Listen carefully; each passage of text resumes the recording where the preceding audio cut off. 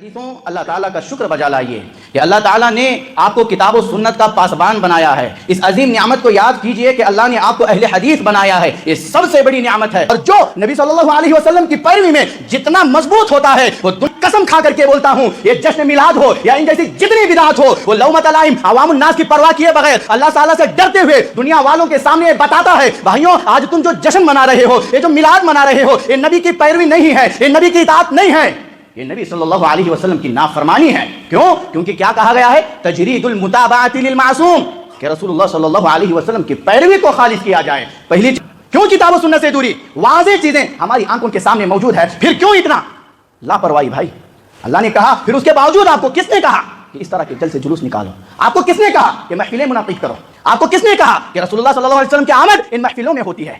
آپ کو کس نے کہا کہ ان لائٹنگوں پر مسابقت کرنے کے لیے، ہاں لائٹنگیں بھی سجاتے ہیں تو اس پر مسابقت کرتے ہیں، اس پر انعام حاصل کرنے کی کوشش، لیکن جنت اللہ نے کہہ رہا ہے نا، جنت پانا ہے، سب سے بڑا انعام لینا ہے، تو آؤ کتاب و سنت کی طرف۔ بھائیوں سب سے بڑی نعمت، سب سے بڑا انعام اللہ تمہیں دے رہا ہے جنت کی شکل میں، اس کو لینا نہیں چاہتے، اس کی فکر نہیں ہے بھائی۔ اور اس موقع پر جھنڈے جھنڈیاں لہرا کر کے آٹوؤں کے پیچھے، گاڑیوں، دکانوں، گھروں، ہر جگہ پر اللہ اور اس کے رسول کے ناموں پر مشتمل یہ جھنڈے جھنڈیاں ہوتی ہے۔ آپ دیکھو نماز کا وقت ہوتا ہے، فرض نمازیں یہاں پر چلتی ہے، اس کی فکر کسی کو نہیں ہوتی ہے۔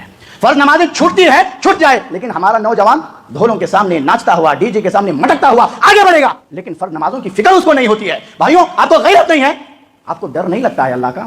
آپ رسول اللہ صلی اللہ علیہ وسلم کی تعلیمات کو کچل رہے ہو، فرائض کا پابند اللہ نے آپ کو بنایا، آپ کی نظروں میں نمازوں کی اہمیت نہیں ہے، اور وہی جھنڈے جھنڈیاں 2-3 دن بعد بھائیوں گندے پانی میں، ہاں روڈوں پر پڑے ہوئے، ہاں لوگ کچلتے ہوئے جاتے ہیں۔ اللہ اکبر کبیرہ۔ بھائیوں آنکھوں سے آنسو نکلتے ہیں، یہ محبت نہیں ہے۔